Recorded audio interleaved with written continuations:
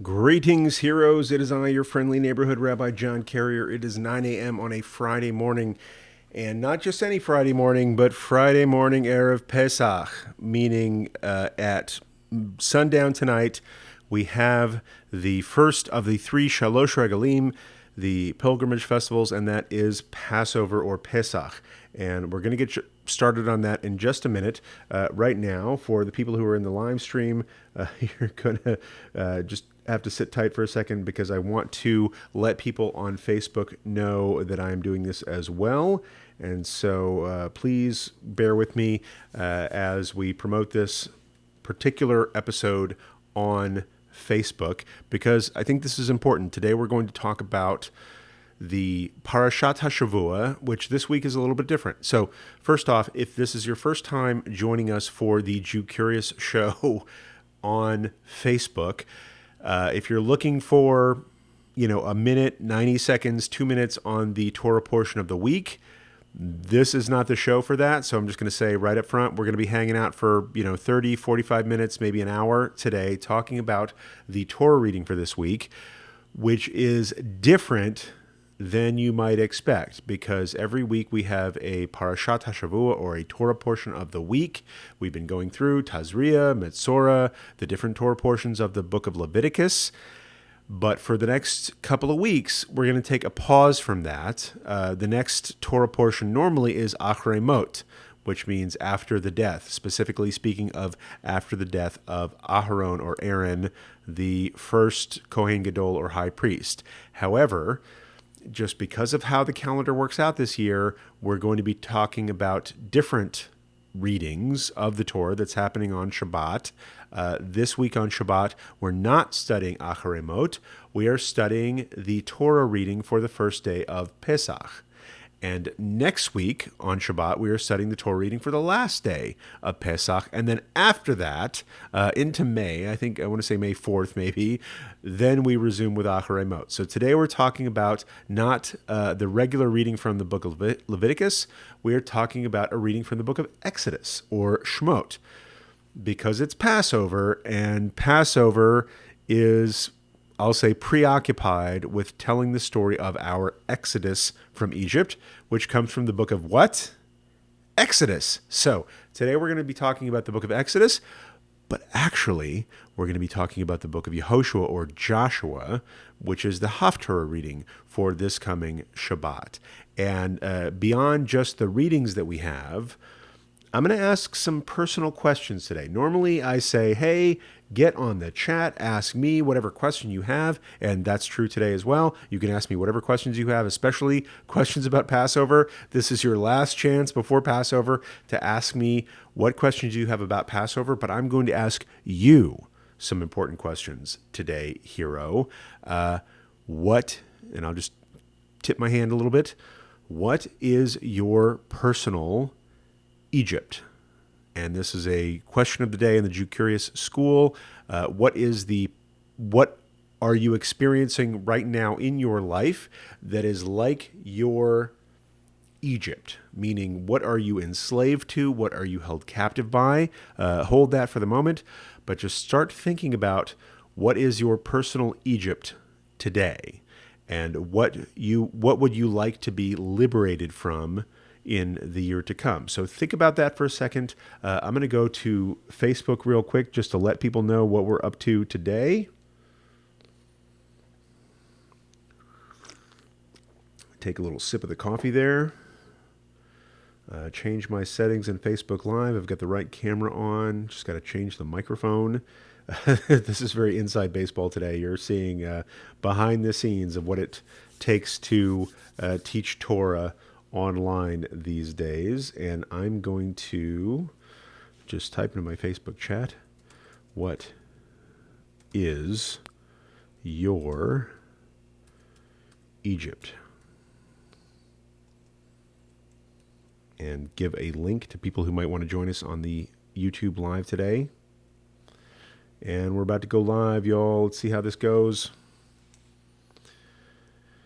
And a 3, and a 2, and a 1. Greetings, heroes. It is I, your friendly neighborhood Rabbi John Carrier, and it is Friday morning, right before Passover. It's a couple of minutes after 9 o'clock. We have already started our live broadcast on YouTube. But before we really dig into the meat of that, I wanted to reach out to all the people who are following me on Facebook and ask you an important question. I'll preface that with a statement that when we enter into Passover, we are called on to think of ourselves as having been personally liberated from Egypt. And so the question I want to ask you today is, what is your Egypt today? Right? You may think, I'm a Jewish person. I was liberated from Passover. I was liberated from Egypt many years ago, and we celebrate that every year in the Seder. However, there's possibly an area in your life in which you still feel enslaved. Some people may be enslaved to their line of work or addictions or health conditions or things like that, or just old ways of thinking or grudges that we carry around with us. And I say that knowing that I have plenty myself. I'm not just singling anybody out there. What is your Egypt today? What is the thing that you are enslaved by that you would like to be liberated from in the year to come?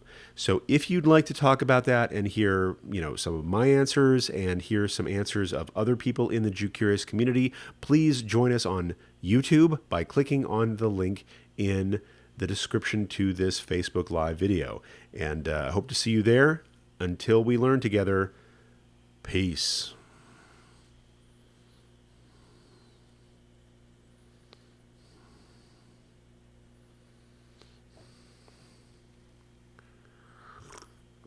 Gonna take a little sip of the rocket fuel there. So that was our Facebook Live. Now we're back on YouTube Live. Welcome everybody. Glad to see Kathy. Glad to see Budrod from Georgia. And welcome to Val from sunny Florida. Dave Jacobson, nice to see you here. He says, thanks. I've been doing this for years. Shalom from Tucson, an old convert. I don't know if that means an old person who converted or a convert of long standing. I consider myself an old convert as well. It's been about, let's see, it'll be 19 years this summer.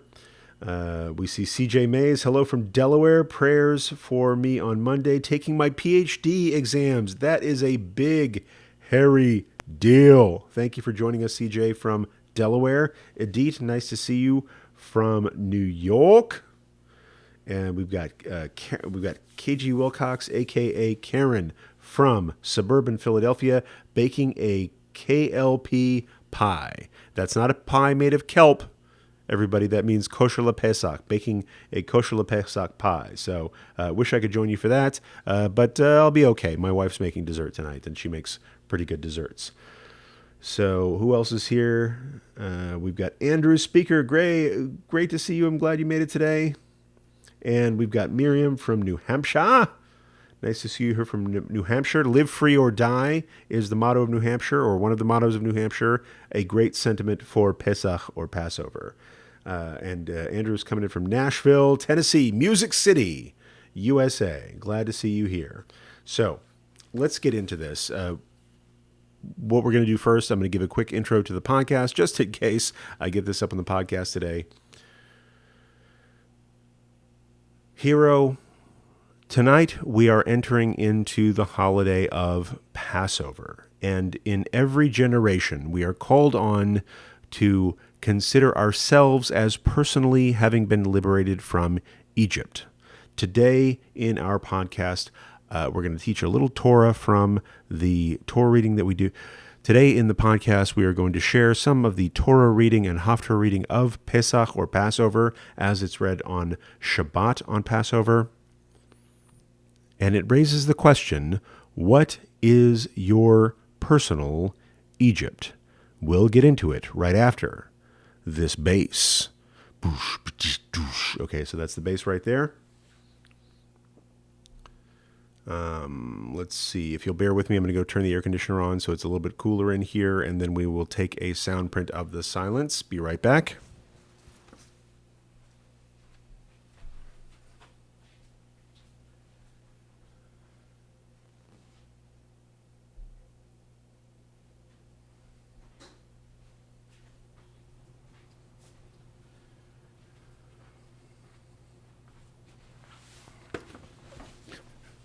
There we go.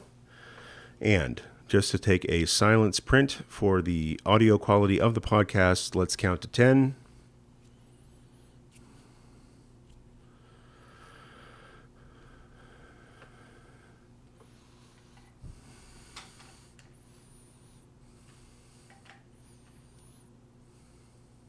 Excellent. So we've also brought a little bit more light on the situation. And here we go. Thank you, Ron Snow, for that fabulous introduction. Thank you to Joey Weissenberg for those liberating opening beats. Thank you to the live studio audience who has joined us today. And most of all, thank you, Hero, for listening to the Jew Curious Show. This is a podcast for Jew curious people just like you. And you might ask, what does it mean to be Jew curious? Well, if you are curious about Judaism, you're thinking of converting, or you are committed to converting, you might be driving to your mikveh right now. This is the right podcast for you. If you are a Jewish person, you've been Jewish your whole life, but you are curious about your own tradition, then this is the podcast for you. If you are somebody who is committed to a different faith, however, you are curious about the Hebrew roots of your own tradition, then you are in the right place. And if you are simply a spiritual seeker, trying on different paths to see which one is right for you, then you are in the right place. And I am honored to know you and to learn with you, you Jew curious hero, you. Just a quick recommendation, if you are listening to this podcast for the first time or even the third or fifth time, and you haven't done this already, I highly recommend that you subscribe to the Jew Curious Show. If you do, you will have instant access to our entire archive of pushing 40 shows at this point, and you will automatically download each episode as it comes out without having to work too hard. All you have to do is tap the button on your favorite podcast listening device, and you will be subscribed. And once you do, stick that phone in your pocket, put it on your dashboard out of reach, and settle in for this conversation today that I'm having with our live studio audience here on the Jew Curious Show. We do this via YouTube Live so that people can get in the chat and ask their questions, get their answers. But if they ask their questions and anybody else has those questions too, you will also get your answers, which is why I do this in an interactive way. Before we go any farther, I just want to jump into the chat here on YouTube Live and see who is joining us. We've got Kathy from Southern California, Bud Rod from Georgia. Good to see you, Buddy Rogers Jr. Happy to know you. Val is here from Southwest Florida. Dave Jacobson is here from Tucson. He says, an old convert. And I don't know if that means a convert of advanced age or of long standing. I think I am both. So I really appreciate your being here, Dave. CJ Mays coming in from Delaware. He says, prayers for me on Monday. I take my PhD exams. So everybody out there, please say a prayer for CJ from Delaware, who is taking his PhD exams. Edith's coming in from New York. Karen from suburban Philadelphia says, hi all, baking a KLP pie. That's not a pie made from kelp. That is in fact a kosher LePesach pie. So my wife's at the grocery store. My wife's at the grocery store right now getting ingredients for her kosher LePesach dessert. So I am with you. Let's see who else is here. We see Andrew from Nashville saying shalom. Glad to have you here, Andrew. Welcome to Miriam from New Hampshire and Carmen Lopez from Henderson, Nevada. There goes Vanessa from Germany, and really happy to have everybody here. We are bi-coastal and international, y'all, and I'm happy to be learning with you today. In today's podcast, we're going to be talking about the Torah reading for this coming Shabbat, which isn't the Torah reading you might expect, right? Normally on this show, we do the Parashat Hashavua, the Torah portion of the week, whereby we take the entire Torah, divide it up into 54 sections, and read those one by one every week. Lately, we've been in the book of Leviticus with Parashat Tazria and Parashat Mitzorah, which was this past week. The next parasha in the Torah is Acharei Mot, where we talk about what happens after the death of Aharon, our first Kohen Gadol and the brother of Moshe, or Moses. But we're taking a break because this year, Passover happens to start on Shabbat and also end on Shabbat. So for the next two Shabbatot, which is the plural of Shabbat, we are not studying the regular Parashat Hashavua, the Torah portion of the week. We are studying a particular Torah reading for the holiday of Pesach, or Passover. And so today we're doing something a little bit different in that we are not reading out of the linear reading cycle. We're reading something different. We're going to jump back into Shemot, or Exodus, because Passover is very much connected to the book of Exodus. And another thing that we're doing differently, normally I like to give a long lecture and preach at folks and see what questions you have about that.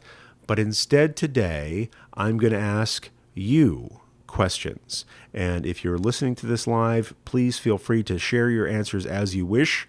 If you are listening to this on the podcast, think about your answers, and I'd be most grateful if you'd reach out to me via social media, etc., to let me know what you're thinking if you feel like sharing. Because I'm going to ask, I'll admit it, some personal questions today.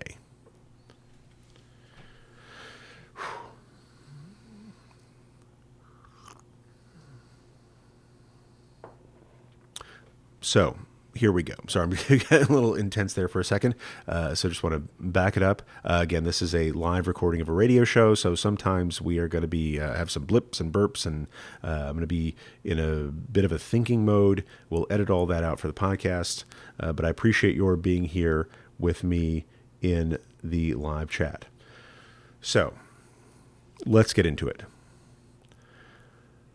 One of the things that we read about in, let's say, Shabbat Pesach, that is the Shabbat that falls on Pesach, or the Pesach Passover that falls on the first day of Shabbat, we have three different readings or books from or readings from three different books on this coming Shabbat. One is from Sefer Shemot, or the book of Exodus, chapter 12, where we read about that first Passover before we even leave Egypt.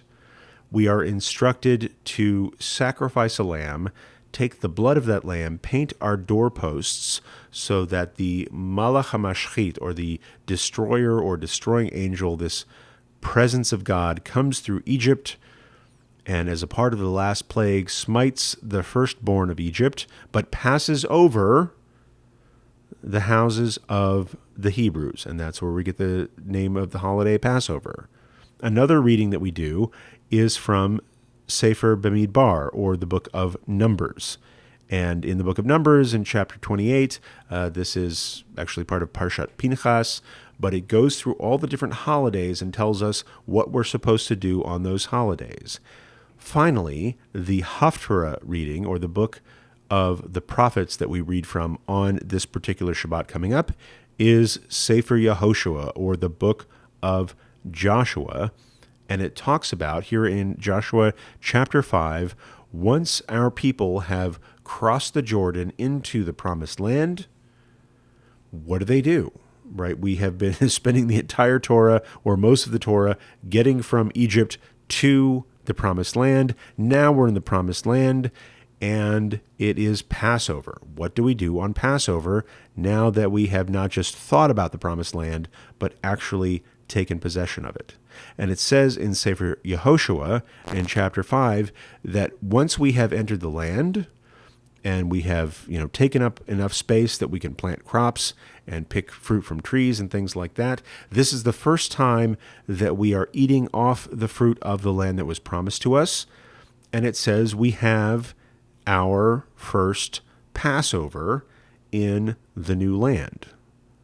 And we sacrifice the lambs that we have. We eat from the produce of the land itself.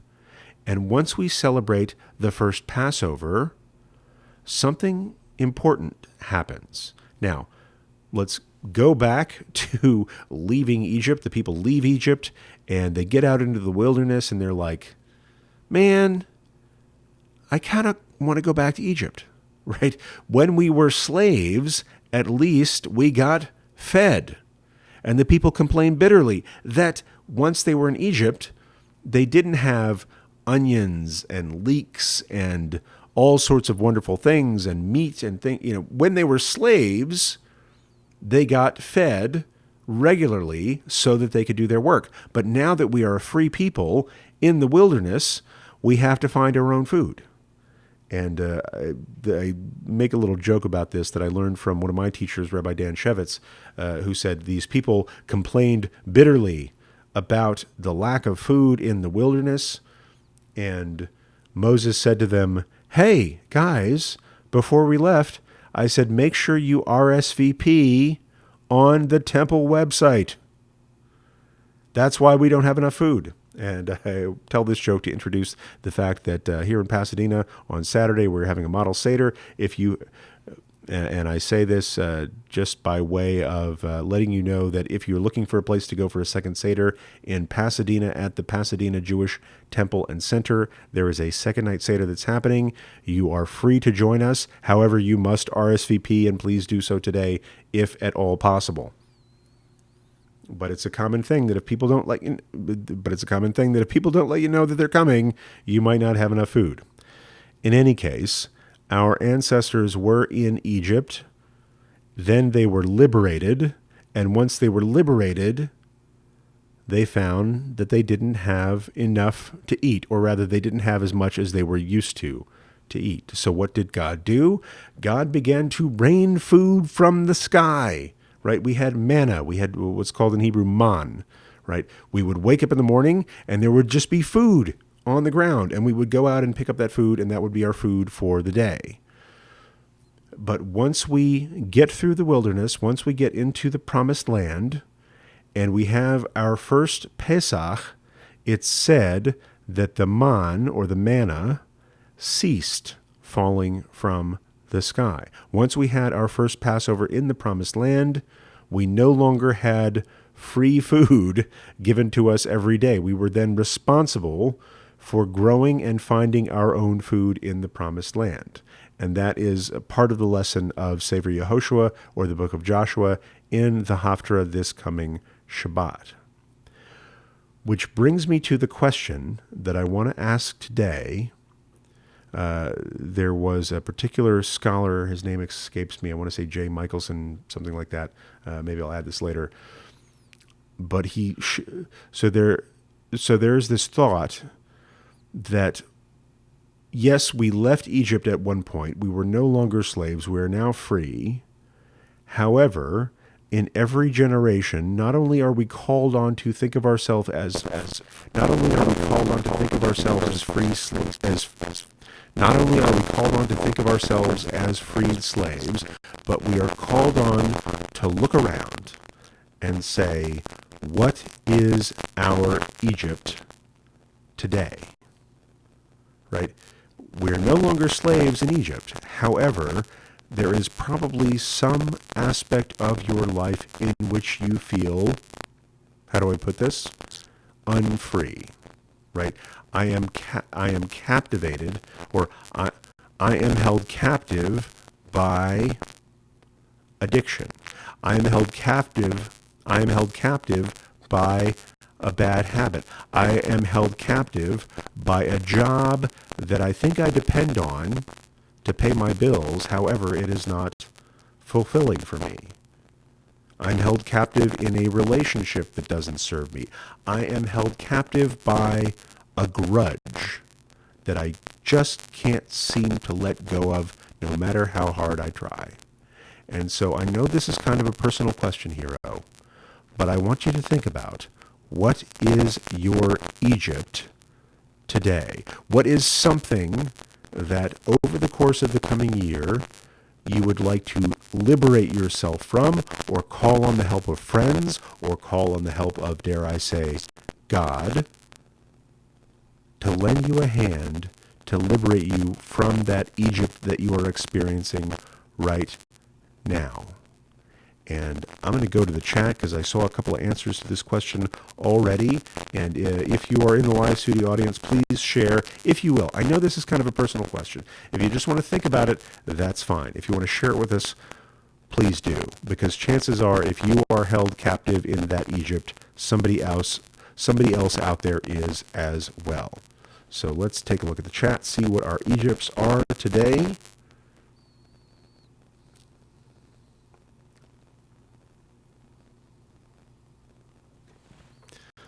Kathy from Southern California shares, my own Egypt is my quote-unquote false god of shopping and materialism. Kathy, I really appreciate your sharing that. This is something that we feel like we have to go out and consume or acquire lest we be deprived of something that's available to us. But sometimes this is something that urges us on to acquire more than we need or have the means to acquire. We go into debt, and this thus enslaves us. So I think this is a common Egypt for many people in, at least I'll say, North America today. So I really appreciate your sharing that. My Egypt is the false god of shopping and materialism. And this isn't like a pro-communist podcast or anything like that. However, if you feel enslaved, I'm not one to tell you that that is an illegitimate feeling. So if you feel enslaved by shopping and materialism, know that you are in good company.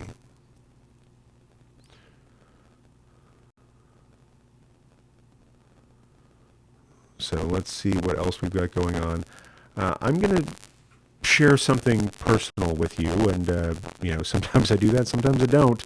But I'm going to say that my Egypt this year is my health. Over the last several months, while I've been really focused on building up the Jew Curious School, I have been less focused on my health, that is the quality of my diet, the quality of my sleep, and some weight that I've put on.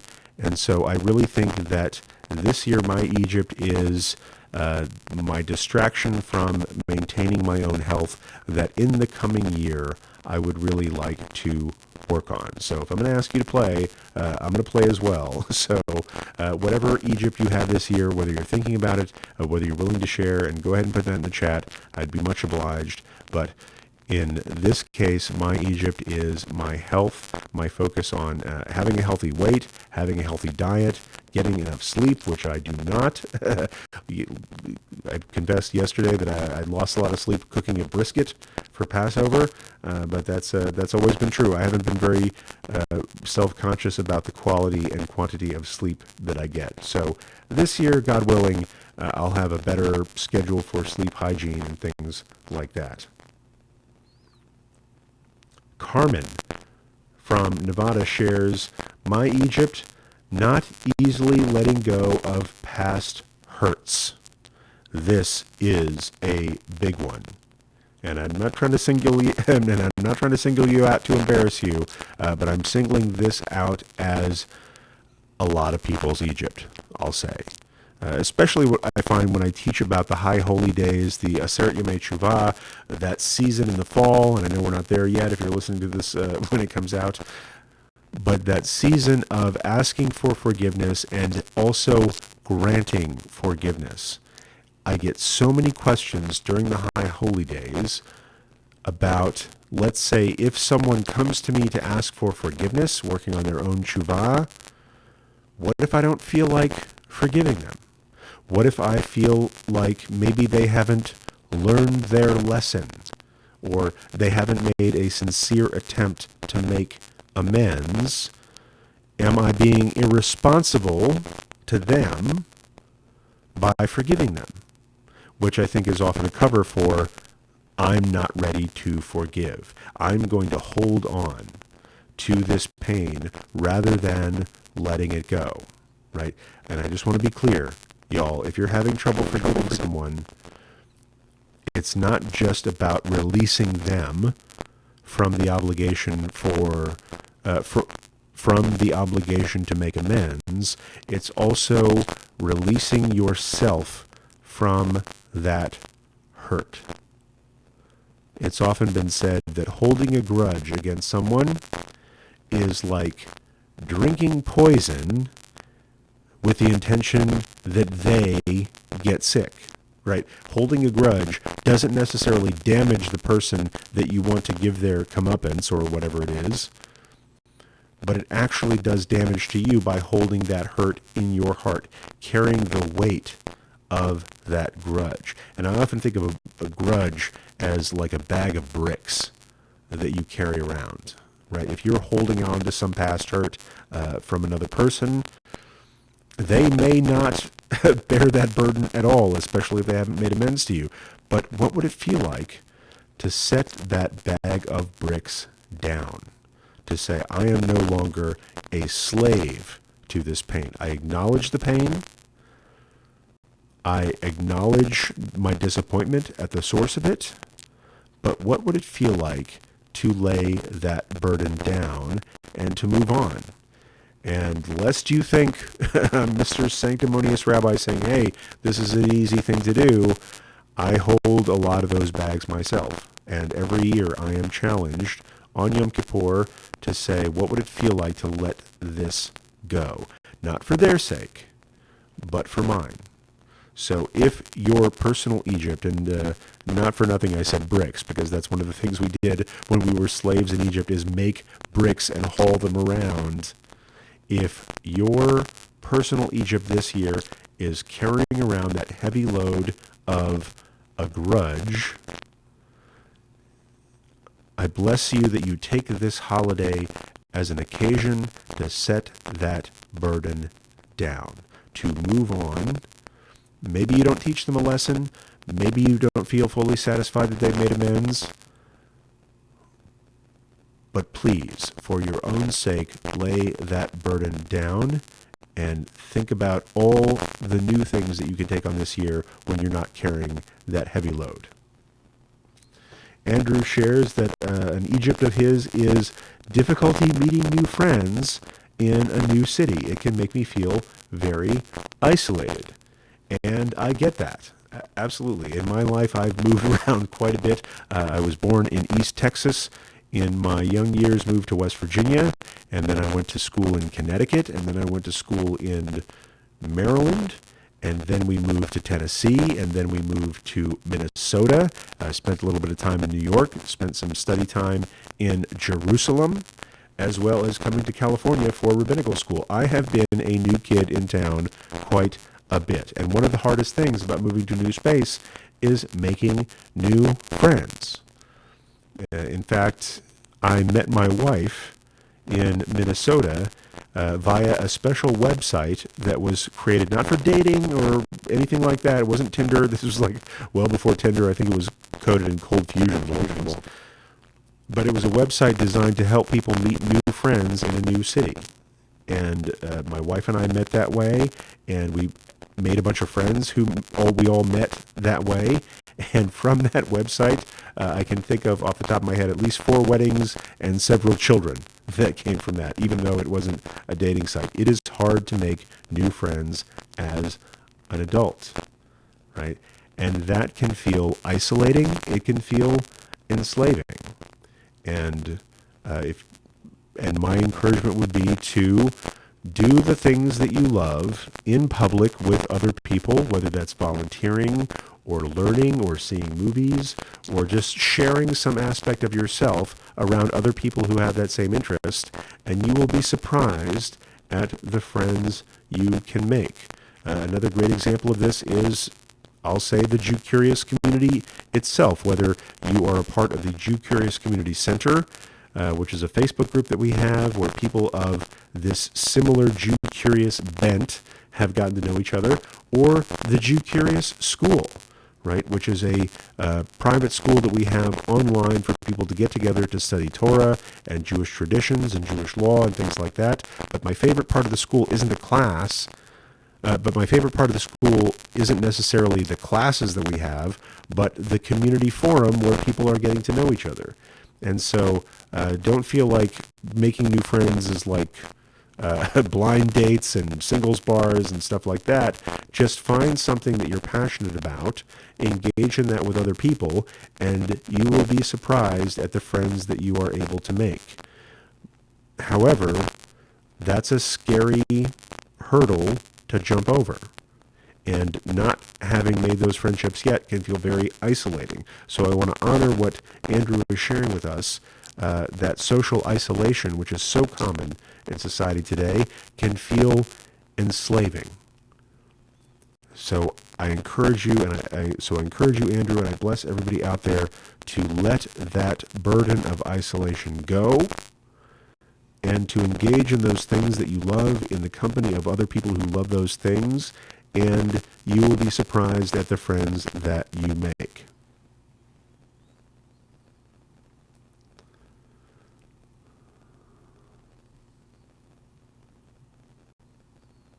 So I'm just going to jump to the chat to see what other people are sharing.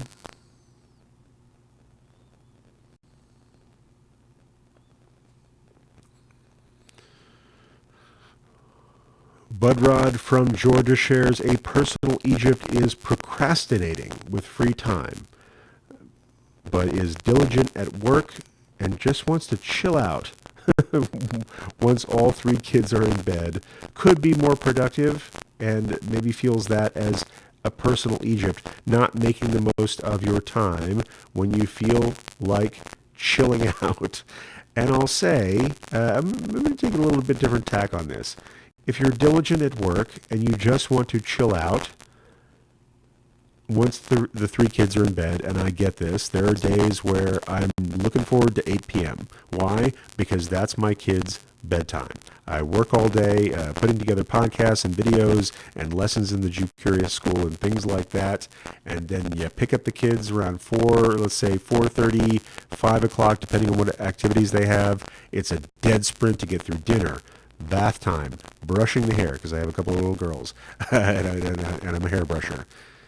Getting them to bed, and then breathing a sigh of relief that the chores of the day are over, and I just get to chill out either by myself or with my wife. And that is a blessing. And even then, I am worried, am I doing enough in the world? Am I advancing my cause? Am I teaching enough Torah? Am I interacting with enough people? And every once in a while, I have to challenge myself and say, yes, you are, and chill the heck out. So maybe the personal Egypt isn't the procrastination. And this is just a suggestion. Maybe the personal Egypt isn't so much the procrastination as the feeling of pressure to be productive. If you are diligent at your work, if you're diligent in taking care of your family and taking care of your responsibilities, I would like to liberate you from the pressure of production. Let yourself be free. Every single week on Shabbat, we make Kiddush for Shabbat, and in the Kiddush blessing for Shabbat, we thank God not only for creating the Sabbath, that seventh day of rest, but for liberating us from Egypt. Right? You might think that Passover is the only time where we talk about being set free from Egypt. But in fact, we do it every single week when we say the blessing over the wine at Kiddush, honoring the Sabbath day. It's not just because it's the seventh day of the week on which God rested after creating the world. It is a celebration of the fact that we are free. Free people get a day off. Free people get to punch out once those kids are in bed and enjoy some time of leisure. So I love you, Budrod, but I'm going to challenge you. If you feel the pressure of procrastination, give yourself some time. Give yourself some space. Let yourself relax. You have earned it with the work that you do during the day, with the family that you are taking care of, and perhaps your Egypt is that pressure to always be productive as long as you are awake. We get to relax because we are free. And I don't know if that's what you're looking for. I don't know if it's helpful, but that's something that I struggle with myself. Is part of the reason I worry about my health. I have very poor sleep hygiene because I always feel like going to bed at night is giving up on the day that has passed. Like I could do a little bit more, so I'm going to stay up as long as I can to try to get some work done. But once I'm tired, the quality of that work isn't great, and I should just let go and let myself relax. That's my Egypt. So maybe I'm projecting a little bit here, but when aren't we?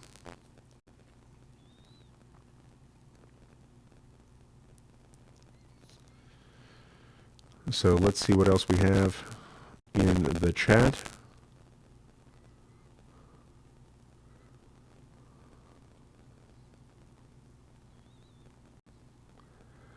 Let's see, I just want to acknowledge Susan from NorCal is sharing that I'm very staticky today. I apologize about that. Maybe this will be a good recording, maybe it won't be.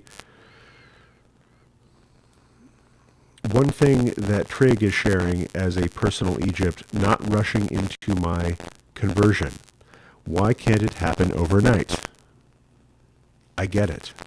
You've seen this thing that feels like, I get it. You've seen this path that feels like the right path for you, and you want to run down that path as far as you can, and you want to run down that path as fast as you can. You've seen the promised land. You want to get there. You don't want to wait the 40 years that our ancestors did. You want to cross that Jordan tomorrow, and I get it. It is challenging. Many introduction to Judaism programs or conversion paths are very intentionally set for being a year long or more. When I joined the Jewish family, it was only after studying with the rabbi for a year, and the rabbi insisted on it being a year so that I would have time to celebrate all the different holidays throughout the year in the context of learning about them as a future Jewish person. Today, I teach a class here in Los Angeles that is an 18-week class. I have another class online that I teach that's a 26-week class or half a year. The only reason I'll say that it's as short as it is because many people taking that class, I know, didn't decide to become Jewish yesterday. Right? They've been on this path for a while, and so I make that class shorter than a full year. But it takes time to get to know all the things that you need to know, because once you become Jewish, you are responsible for those things, right? You become responsible for celebrating the holidays. You become responsible for celebrating Shabbat and being intentional about your diet and all sorts of mitzvot that you are now responsible for. And so it takes time to build the strength to take on that responsibility. Not only the mitzvot, you're responsible for the people, right? There is a teaching that Kol Yisrael Aravim Ze B'Zeh, right? Every Jew is responsible for every other Jew. And we can only do that when we know fully what we're getting into and when we build on the strength for picking up that burden of responsibility. And that can be frustrating. It takes time. However, it can be equally frustrating when you jump into something not knowing what you're getting into, not knowing all the different things that you need to do. And why we make the process take as long as it takes is so that you don't become overwhelmed and then you quit and you don't get the full benefit out of it. And so, yes, that can be frustrating, moving from a space of not being ready to take on the mitzvot and not being ready to take on responsibility for being a part of this family to being ready, right? This isn't something that happens overnight. There's no family out there that you can join overnight, right? There are processes of marriage and adoption and engagement and all the ways in which somebody might join a family other than their family of birth take time to join that family. But as I've often been taught, there's almost nothing in this world that's worth having or being a part of that doesn't take some effort to acquire and doesn't take some time. So I understand how frustrating it can be. However,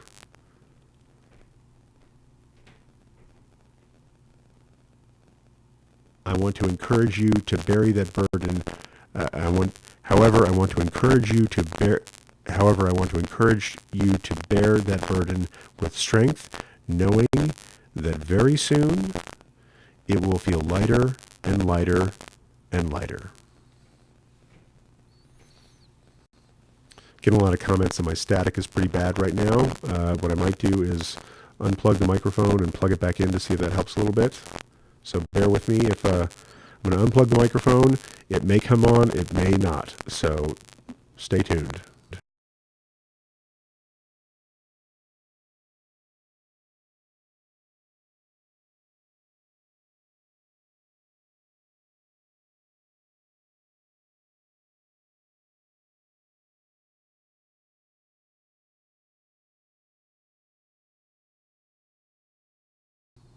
One, two.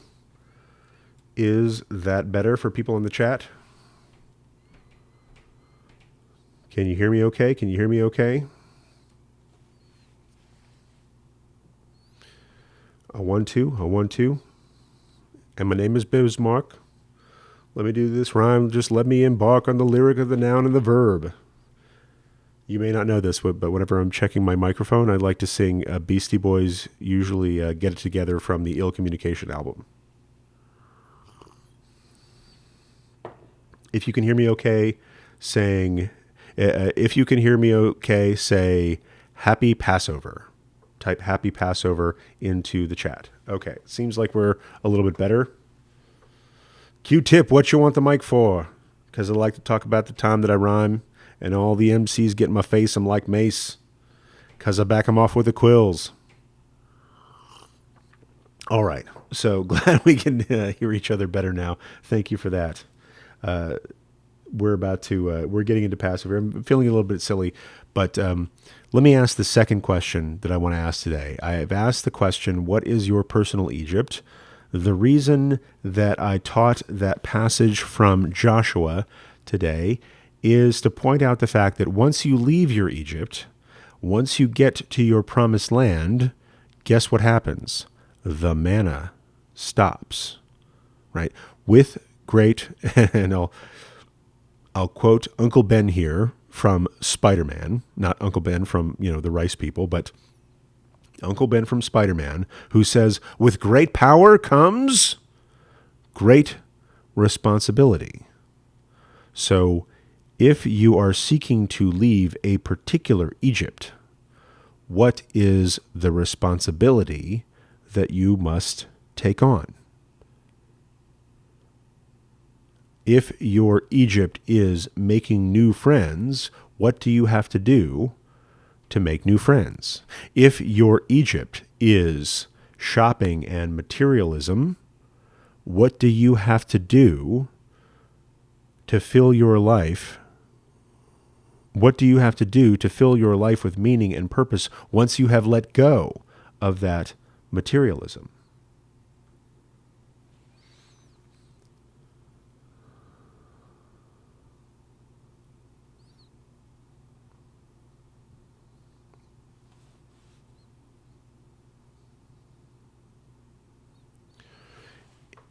If your Egypt is the grudge that you carry around against another person, what is your responsibility once you have let that burden go?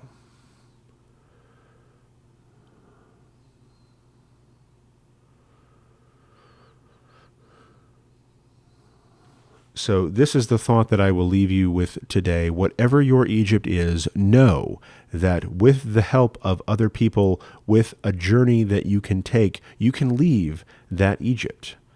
But once you do, how do you feed yourself? How do you fill that void of the slavery? How do you fill that void, that empty space of the slavery that you have left behind?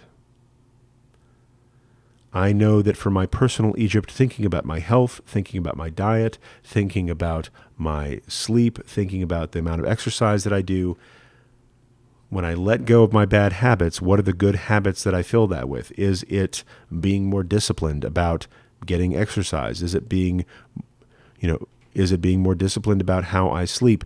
What are the good foods that I'm going to what are the good foods that I'm going to fill my shopping cart with once I let go of the Twinkies?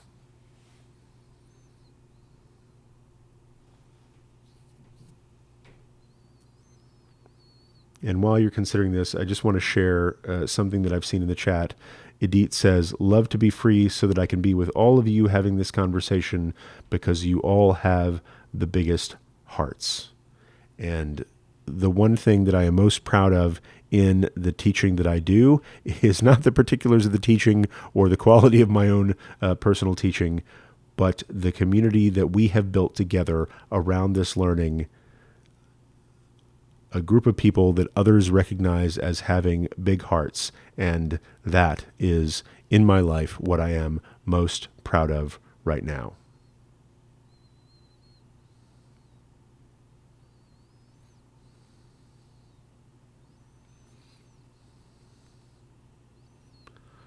And with that, I'm going to go take on the bricks and the burden of finishing cleaning my house for Passover, finishing the things that we are cooking.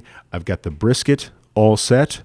The chicken soup is made. I still have to roll out the matzo balls and throw the haroset in the food processor. That is my burden this afternoon, so that this evening I can sit around with my family and my friends and celebrate our freedom together. Heroes, it has been my great honor to learn Torah with you today, and thank you most of all, Hero, for listening to the Jew Curious Show. If you would like to connect with other Jew Curious people just like you, I highly recommend that you check out the Jew Curious Community Center. You can find that by going to jewcurious.show/JCC, as in Jew Curious Community Center. There you will find instructions on how to join a private, carefully tended, lovingly guarded, troll-free Facebook community where you can meet other people just like you, share your questions, share your concerns, share your burdens, and give support to other people just like you who are engaged in community around the learning that we do together as Jew Curious people. Finally, I want to send out words of gratitude to the Jew Curious School, the students of whom make this podcast possible. The Jew Curious School is a place where every week we get together to learn the Torah portion of the week. We get together to learn, we get together to take a deep dive into a particular Jewish topic, and we have an ongoing Introduction to Judaism course. The thing that I am most proud of in the thing that I am most impressed by in the Jew Curious School is the community of people who get together, share their stories, share jokes, share recipes, but most of all, share support with one another, and you can find out how to join that community, and you can find out whether this community is right for you and how to join it by going to jewcurious.school/info. And it would be my great delight to see you there. In the meantime, Hero, Chag Sameach, have a happy Passover, and until next time, peace. All right, everybody, this has been a fantastic live studio broadcast. I really appreciate people going someplace personal, sharing your personal Egypt. It's been hard for me to talk about my personal journey of health here, just because I like to put up a good show. Being a teacher who doesn't have anything to worry about, I am concerned about my health and having better health in the year to come. So but I feel comfortable in this crowd mentioning that. So just really thank you, everybody, for sharing your personal Egypt today. And I bless you that as you go into Passover, you think about that Egypt, think about ways to lay down those bricks, think about the responsibilities that you have to take on once you are a free person. And most of all, just thanks for being really kind to each other, having big hearts, as Carmen pointed out, in doing this learning together. So I'm going to sign off now so that I could go finish my cleaning for Passover, burn the last of my bread, make my haroset for the Seder. And until next time, heroes, thanks for joining me, and peace.